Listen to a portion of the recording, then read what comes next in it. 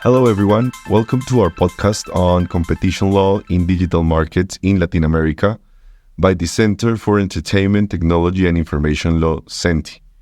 We are here today to discuss the key issues, relevant topics, and the proposed solutions by experts on competition and innovation policy in Latin America.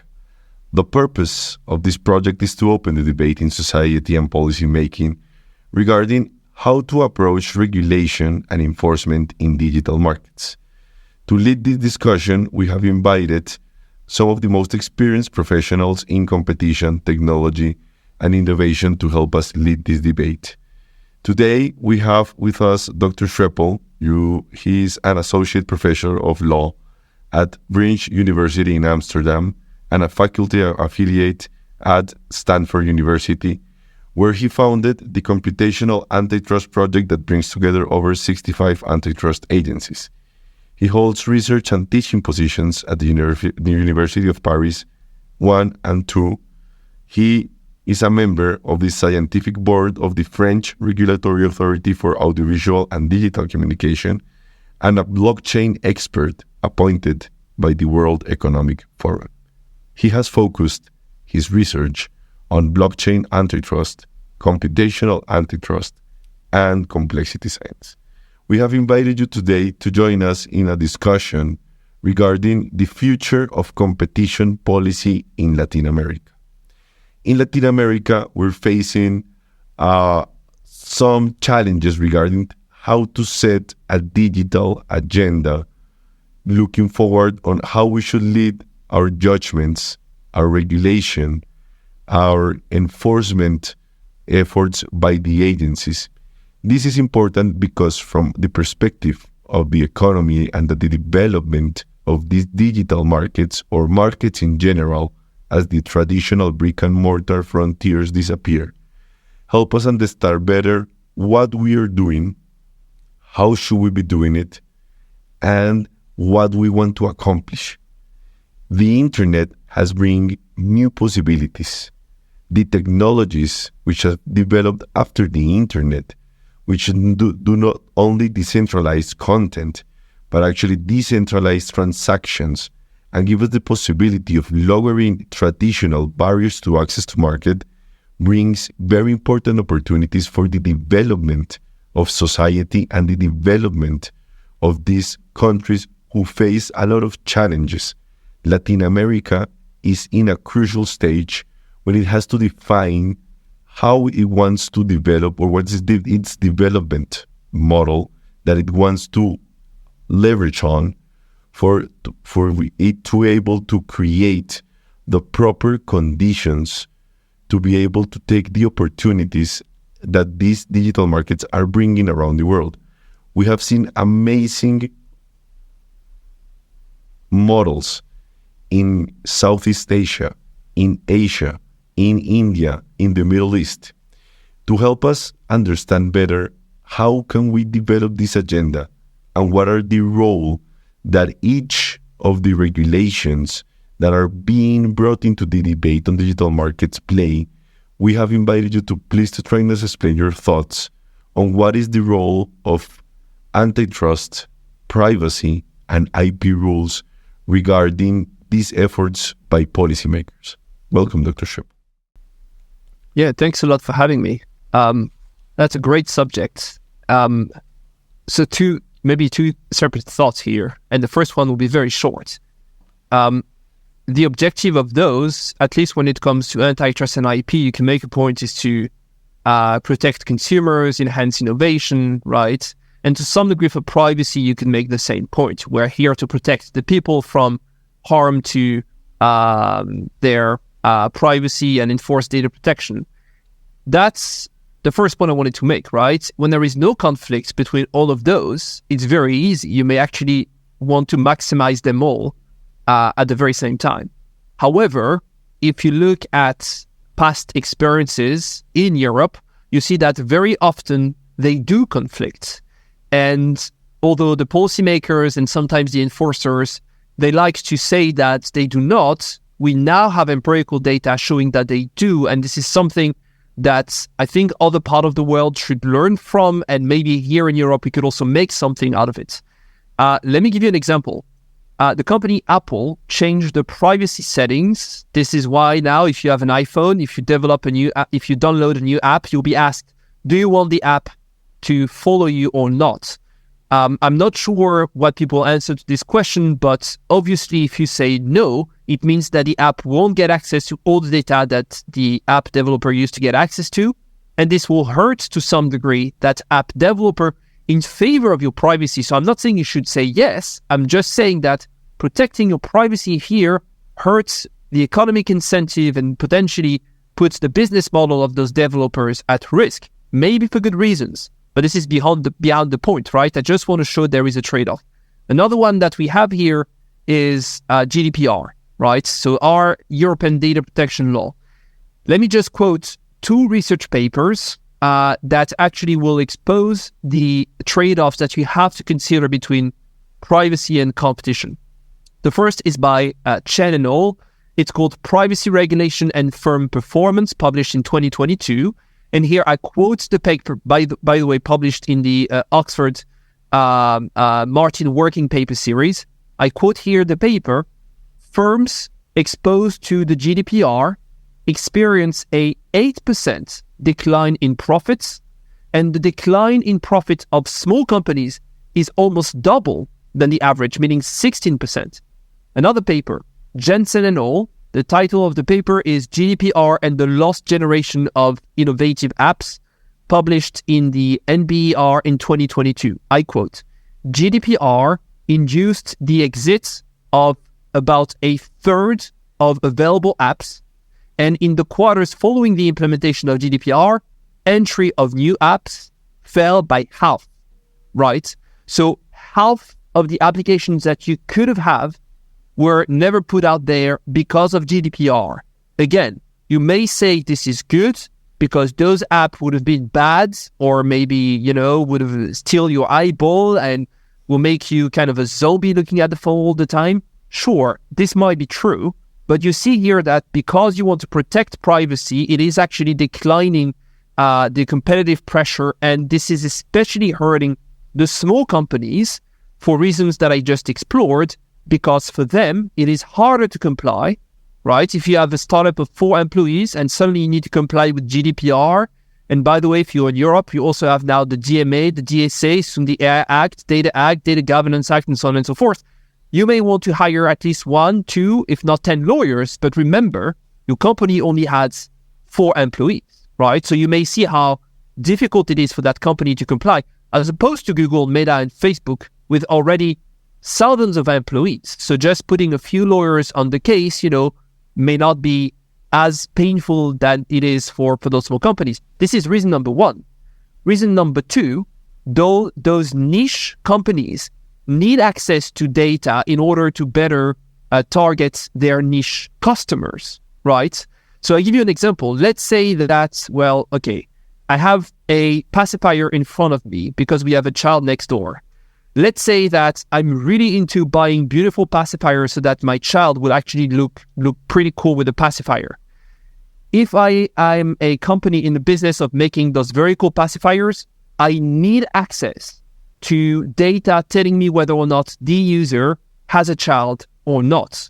And if I don't have access to this data, then because my market is so niche, it makes actually no sense for me to go and advertise generally to people hoping that they will have a kid and hoping that they are into fashion or actually making their kid looks cool, right? So you would see that here, because small companies, they address niche demand, unless they want to become tomorrow's giant, they need access to very, very specific data that they won't get if you enforce privacy laws. And again, you may say, good, right? We do not need those companies. This pacifier is okay. We do not need to buy a better pacifier. Okay, but again, beyond the point, I just want to show there is a trade-off. So out of all that, what should we do and what to make of the story? I think there are 2 things that we should consider. First, if there is a trade-off, we want, obviously, policymakers and enforcers to tell us that there is a trade-off, and then they can make a political and or informed scientific decision about how to address the trade-off, right? But that's a different story to tell people, well, we've decided to decrease competition a little bit in order to protect your privacy. Fine, this is a choice.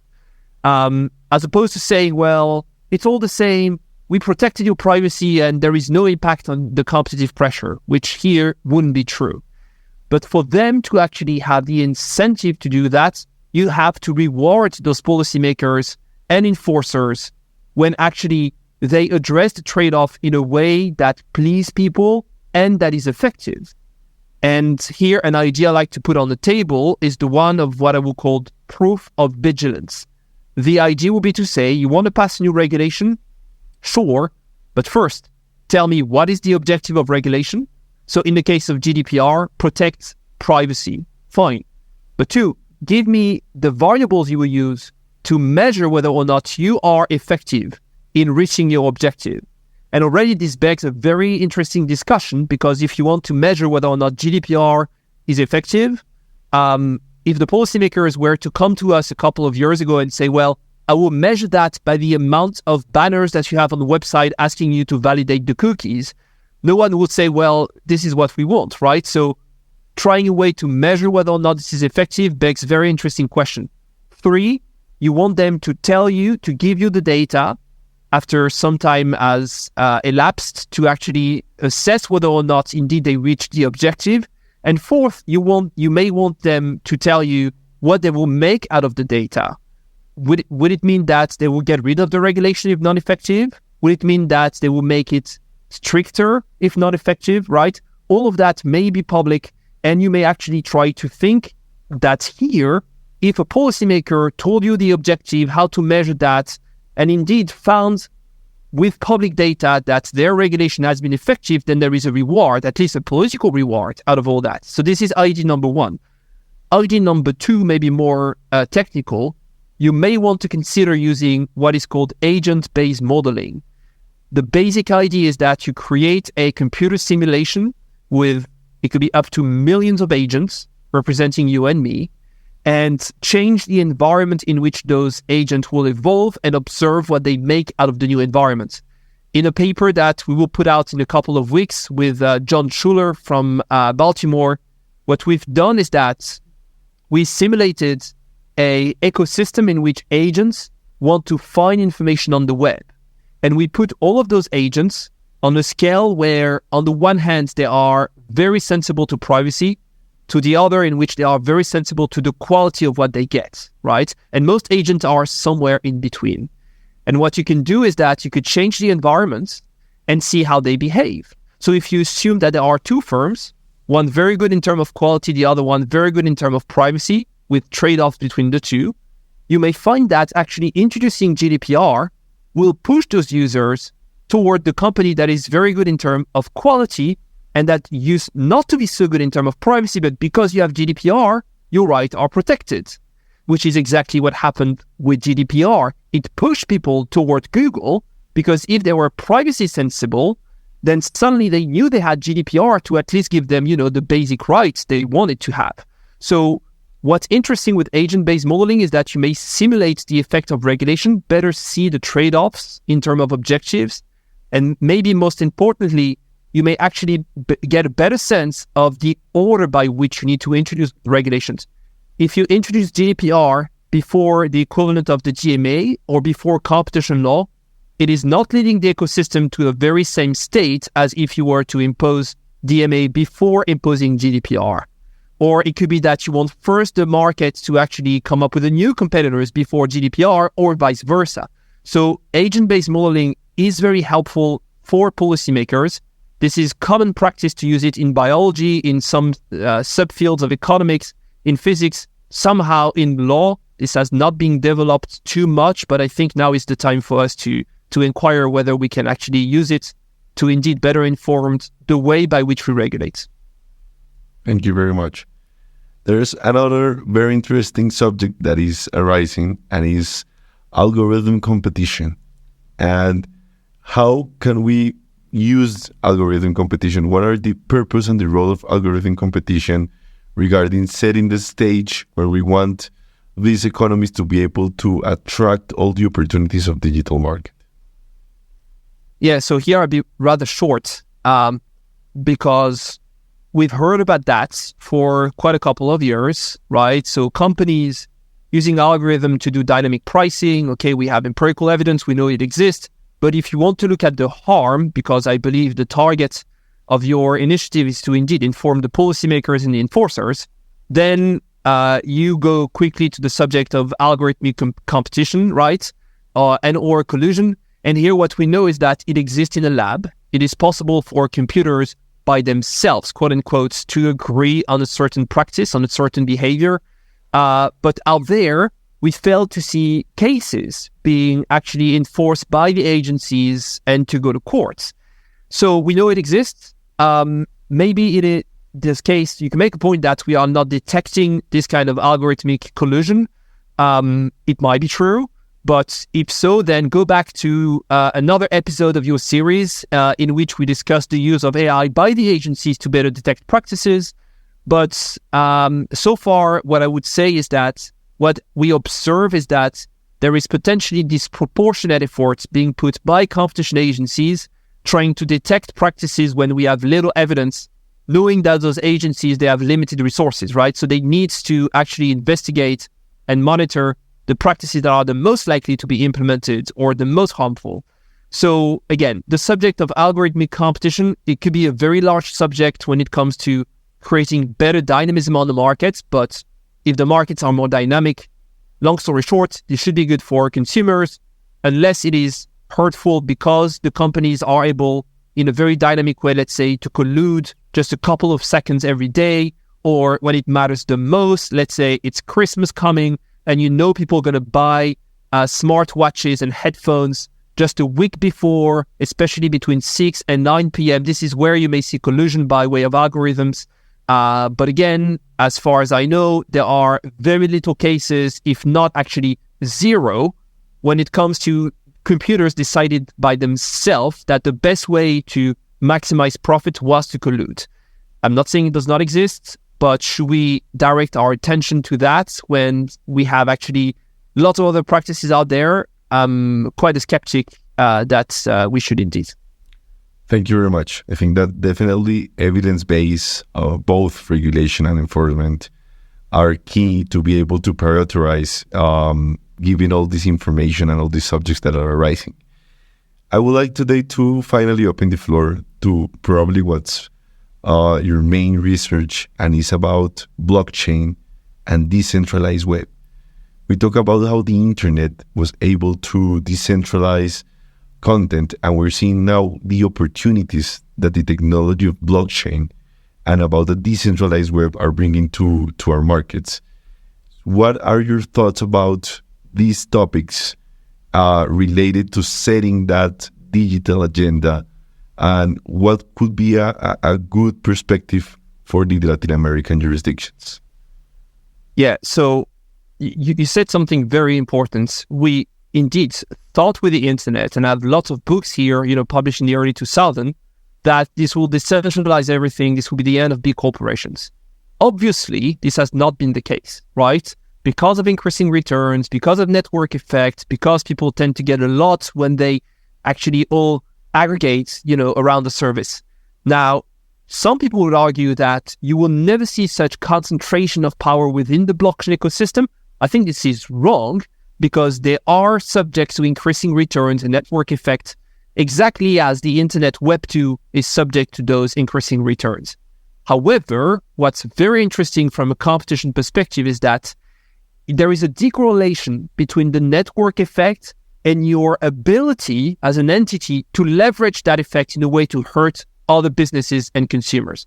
Let me explain why. If you use a social media Web 2, one of the tech giants, what's happening is that you create an account that creates data. That data goes to the server of the company, and every time you use the service, creates more data. Every time you will like something, you will post something, this is more data, and it goes to the servers of that company, right? And this is how you see concentration. If I now go to blockchain, or as we can call it, Web3 types of products and services, what's happening if you use a decentralized social media is that you will create an account, you will start putting pictures and videos, but that will indeed create data, but that data won't go to the servers of the company, the actual social media. It would go at the underlying layer, which is called the blockchain, a database that is shared and secure and actually decentralized, distributed, and where you see that there is indeed security for all of the users, right? So I don't want to be too technical, but that's pretty much what's happening. Don't get a sense that your data, your pictures will be out there and everyone will be able to see them because they are encrypted. So no worries there. But long story short, if I want to move from one decentralized social media to another, all I have to do is to then redirect the data, knowing that that data never was stored within the servers of a company. So I do not need to ask for that company's permission. What's very interesting, furthermore, on top of all that, is that at the blockchain layer, you have power relationships. That is true. But what you do not have is a centralized power where just one entity, one person can actually control the data. So if I take an example, Bitcoin, Ethereum, Solana, and a couple others are decentralized. You have important people there, that is for sure, but no one at the layer of Ethereum, a blockchain, can actually say, because I decided so, I'm going to prevent someone from actually plugging a application or service on top of the Ethereum. No one has the technical power to do that, which means that then that looking from the perspective now, not of the users, but a developer, as opposed to developing an app that is compatible with an Apple, with a Google Android phone, where you may wake up one day and actually get your access cut. If you develop it on top of a blockchain, you know for a fact that you won't wake up one day without access to the blockchain because no one can actually do that at the blockchain layer for technical reasons, right? So if you go back to what we've seen all over the world in terms of competition law, antitrust, in the last 15 to 20 years, most of the practices when it comes to abuses of dominance are practices in which one company is leveraging its power to impact another company in another market. This is gone. This kind of practices where you leverage is gone because no one has the power to leverage within the blockchain, which is why I made a point in a book called Blockchain Plus Antitrust, then that they are different. Antitrust is law on a piece of paper. Usually blockchain is a technique, it's an architecture and infrastructure, but they go in a similar direction, which is to free the economy from coercive practices that are reducing consumer welfare. So for that reason, I think competition agencies should indeed here investigate those ecosystems and at the very least try to make sure that blockchain can develop freely from anti-competitive practices. And I will finish there. This is where they have a role to play. Although blockchains are decentralized, so this is what I explained so far, this is true, but blockchains do not exist in a vacuum, right? They exist on the internet. And the internet, to some degree, and the related infrastructures are not decentralized. So I'll give you an example. You may have a decentralized blockchain all you want. If you want people to know about it, you're going to have to advertise your blockchain. And to advertise the blockchain, you're going to have to actually go to a couple of the gatekeepers. Go back to our previous episodes for a discussion on that. So if those gatekeepers together decide that you won't be able to advertise the fact that your blockchain exists, you see that here, this could be trouble. Another example is that a blockchain is actually using computing power. Most of them rely on AWS, that's Amazon. So far, so good. We haven't seen anything anti-competitive, but Amazon could certainly decide one day to leverage their position to impact the blockchain and that decentralized ecosystem, right? So in a paper that I published earlier this year called The Complex Relationship Between Web 2 and Web 3, I list at least 20 practices that, to my best understanding, are suspicious, where you see that Web 2 companies may be targeting Web 3 companies for reasons that should be obvious to you after what I explained with social media. You see how the new business model may be a risk to the Web 2 centralized social media.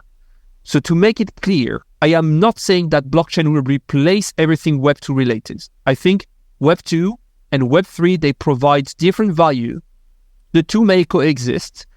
It might be that in 10 years from now, we all realize that blockchain was a stupid idea. Fine. But my point is that at the very least, we should explore that idea and make sure that this idea of Web3 and blockchain won't be killed because of Web2, right? But it will be killed eventually, if so, because people are not interested. Obviously, I don't think this will be the case. I think people will be interested, but I might be wrong. But I'm willing to actually put power here in the head of the agencies to make sure that we can see what's the end of the story in a fair way. So for the competition agencies out there, what you may want to do is try to protect that environment to let it then develop in a Darwinian way, meaning with indeed survival of the fittest, but not anti-competitive practices taking it down. Thank you very much. That was very enlightening about this discussion about Web 2 and Web 3. Dr. Schrepel, thank you so much for joining us today, for joining us in this section about the future of the competition policy in Latin America, and we'll hope to have you again in one of our episodes. Thank you very much. Yeah, thanks so much. This was a great discussion, and best of luck with everything.